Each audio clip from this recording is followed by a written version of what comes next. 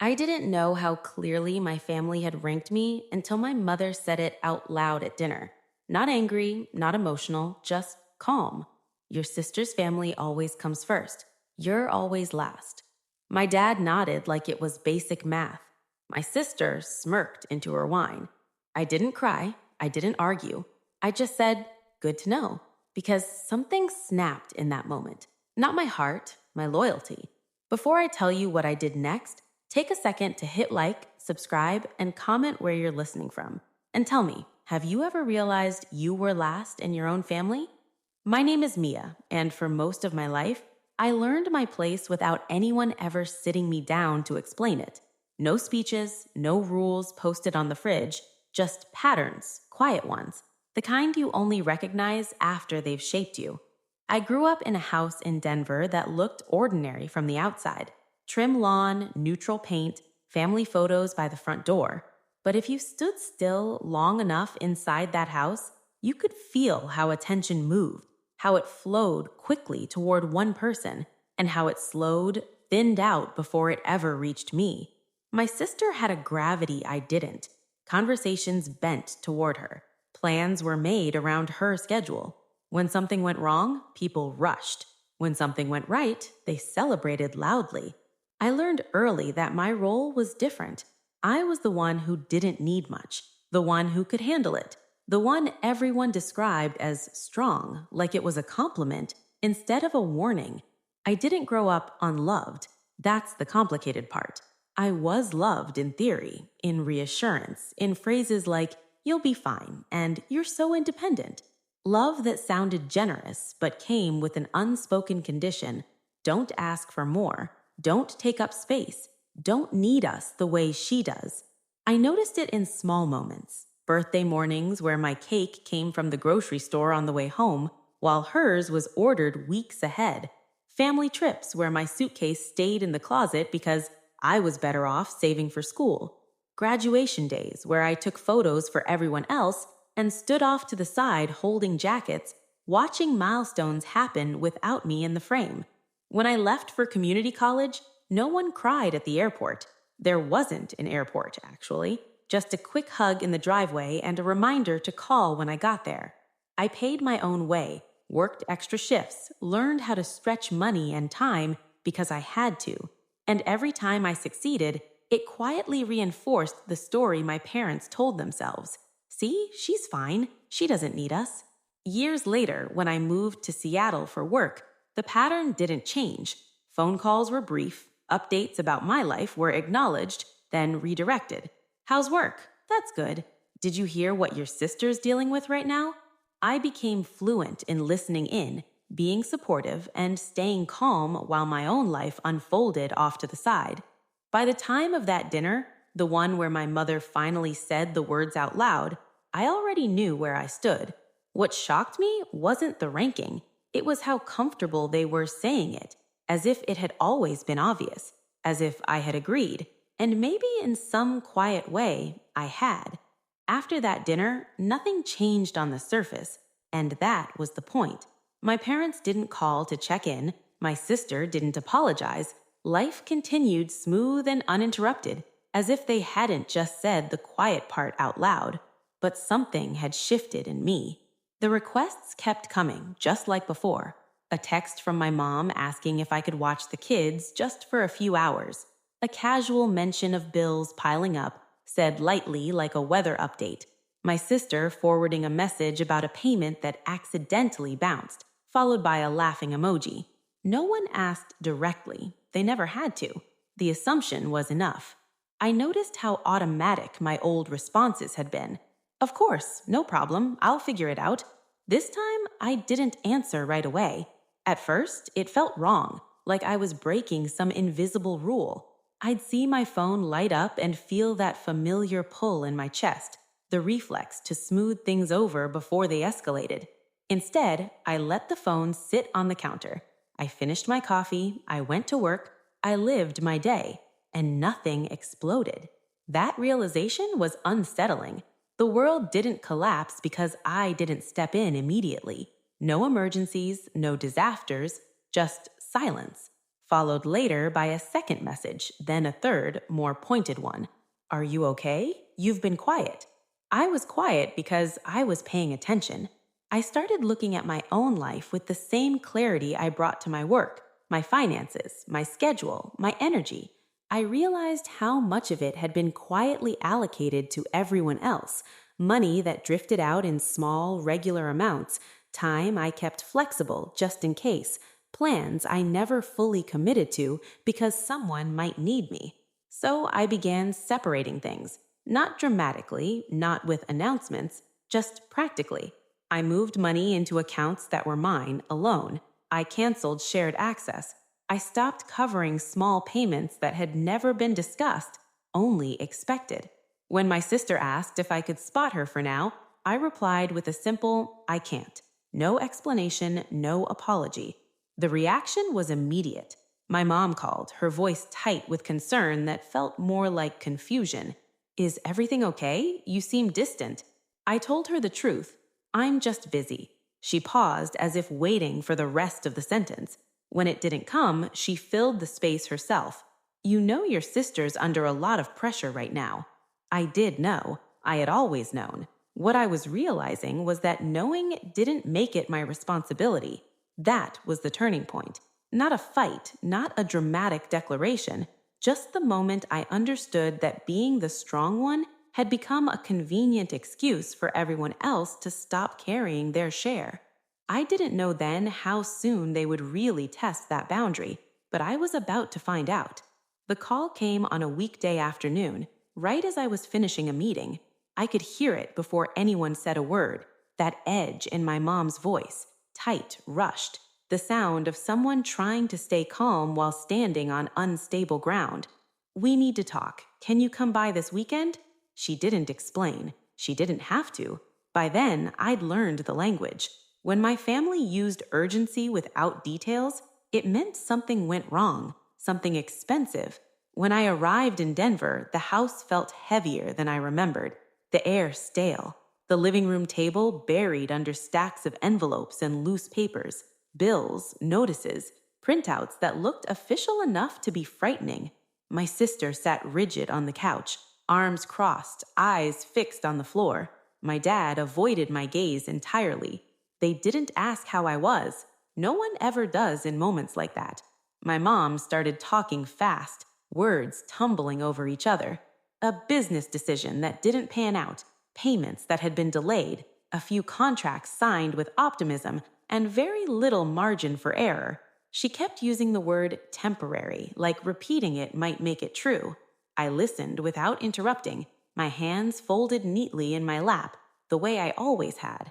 Then came the pause, the collective inhale, the moment they all looked at me. Well, my dad said, finally clearing his throat, you're in a stable place. You don't have kids. You can handle this better than most. There it was, the assumption, the expectation dressed up as logic. They didn't say the words outright, but they didn't need to. They expected me to cover the gap, to smooth the crisis, to make the numbers work the way I always had. My sister glanced up at me then, fear flickering across her face before settling into something else. Relief, as if the solution had just walked through the door. I didn't answer right away. Instead, I asked a question.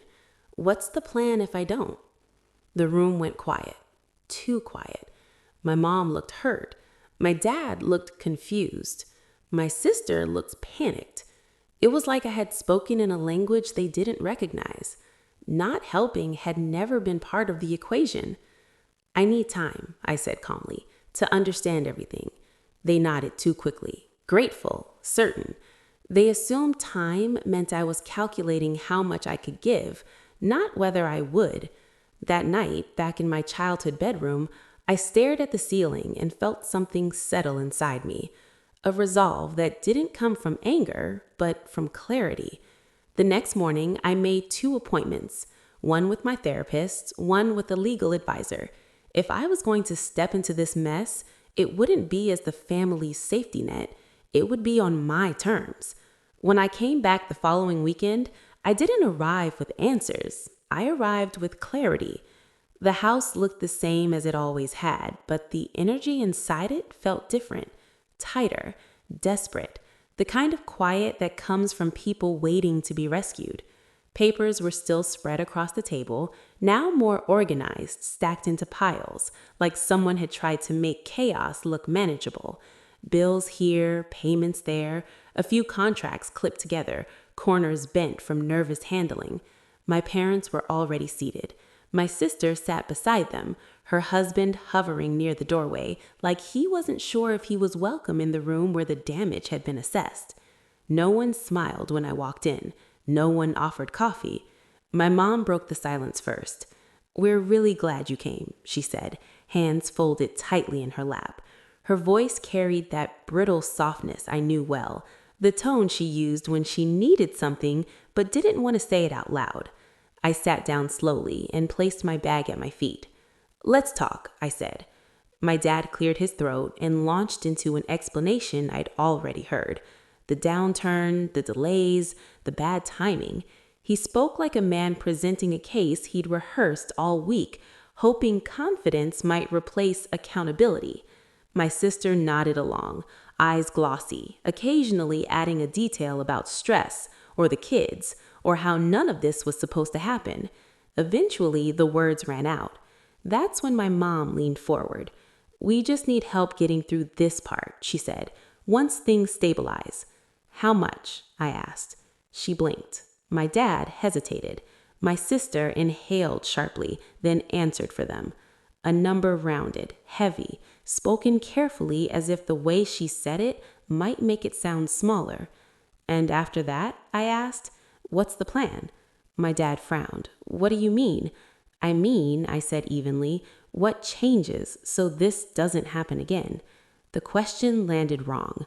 My mom's expression tightened. "Mia, this isn't the time to interrogate us?" I nodded slowly. "Then it's not the time for me to write a check." The room shifted. My sister sat up straighter. "We're family," she said, her voice rising just enough to carry emotion without crossing into accusation. "This isn't about plans.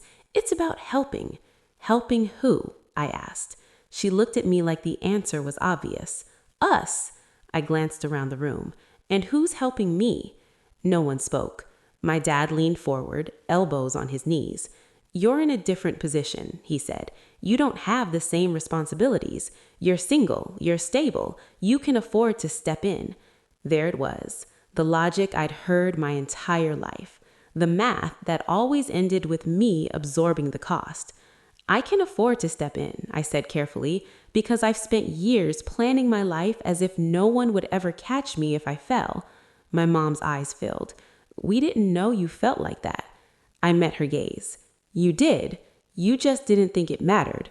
The room went quiet again, but this time it wasn't confusion, it was discomfort. I reached into my bag and pulled out a folder, sliding it on the table between us. The movement was slow, deliberate. Every eye followed it.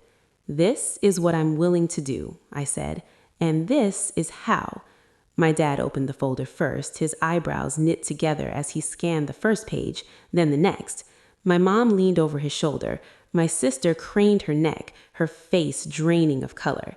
"This is a loan," my dad said flatly. "Yes," I replied, "with clear terms." My sister shook her head. "Why are there conditions?" "Because this isn't an emergency donation," I said. "It's structured help." My mom's voice trembled. "You don't trust us." "I trust patterns," I said quietly, "and this pattern has been in place my entire life." The conditions weren't cruel, they weren't punitive, they were practical. Assets had to be sold before any money changed hands. Payments had to be documented. No new financial commitments without proof of sustainability. Family therapy not as a suggestion, but as a requirement, and a written agreement that my name, my credit, and my future would never again be assumed as backup. My dad pushed the folder away from him. "This is cold," he said. "This is how banks treat people." I nodded. "Then treat me like a bank. Because when you needed emotional support, I was family. When you needed money, I was infrastructure." My sister's eyes filled with tears. "So you're punishing us now?" I shook my head. I'm stopping the punishment of me. She looked at our parents, then back at me. If you don't help us, we lose everything. I held her gaze. If I help without boundaries, I lose everything. The words hung between us, heavy and undeniable. My mom reached for my hand, then hesitated, as if unsure whether she still had the right. We never meant to make you feel last. I gently pulled my hand back. But you did, and you said it out loud. No one argued with that. My dad stared at the paperwork, jaw tight. So this is it, he said. Sign or sink. No, I corrected him. This is grow or repeat. Time stretched. Minutes passed. My sister wiped her cheeks, her husband pacing behind her. My parents whispered to each other in low, frantic tones. For the first time in my life, I wasn't feeling the silence.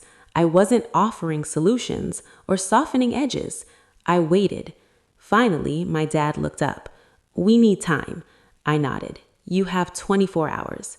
My sister's head snapped up. That's it? That's it, I said, standing. Tomorrow I'll come back. Either we move forward with this or we don't move forward at all. As I walked toward the door, my mom called my name. If we say no, she asked, voice breaking, are you walking away? I paused, my hand on the doorknob. I'm not walking away from you, I said. I'm walking toward myself. The next morning, when I returned, the papers were signed. No speeches, no apologies wrapped in excuses, just shaky signatures and tired faces. The relief in the room was real, but so was the loss. Something had shifted permanently. As I gathered my things to leave, my sister looked at me differently than she ever had before. Not with superiority, not with expectation, with uncertainty. And for the first time, that wasn't my problem to fix. The fallout didn't arrive all at once. It came in quiet steps, each one heavier than the last. The first change was practical. Assets were listed, subscriptions were canceled, expenses were tracked instead of ignored. The numbers stopped being abstract and started becoming limits. My parents downsized their expectations before they downsized anything else, and that alone shifted the tone of every conversation. Family therapy began a few weeks later, awkward at first, defensive. My dad spoke in careful sentences, like he was afraid of saying the wrong thing. My mom cried more than she talked. My sister sat stiffly, arms crossed, as if accountability were a language she'd never been taught. I listened more than I spoke, not because I had nothing to say, but because I no longer needed to convince anyone of my reality. The truth had already been written down, signed, and agreed to. Something unexpected happened over time. The panic faded, the urgency softened. Without me quietly absorbing the consequences, everyone else had to carry their share. My sister learned how to sit with discomfort instead of handing it off. My parents stopped using phrases like, we'll figure it out, when they really meant, me will. The relationship didn't heal in a dramatic way. There were no movie moments, no sudden transformation, but there was space. Space where guilt used to live. Space where obligation had once pressed down on my chest. Back in Seattle, my life felt steadier, lighter. I focused on my work. I slept better.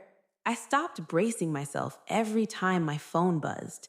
When my mom called, it was to ask how I was, not what I could do.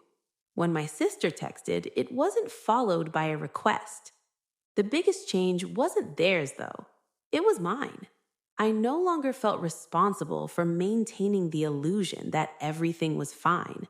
I didn't rush to prove my worth by fixing problems that weren't mine. I learned that boundaries don't erase love. They define where it can exist without destroying you. One evening, sitting alone in my apartment, I realized something simple and profound.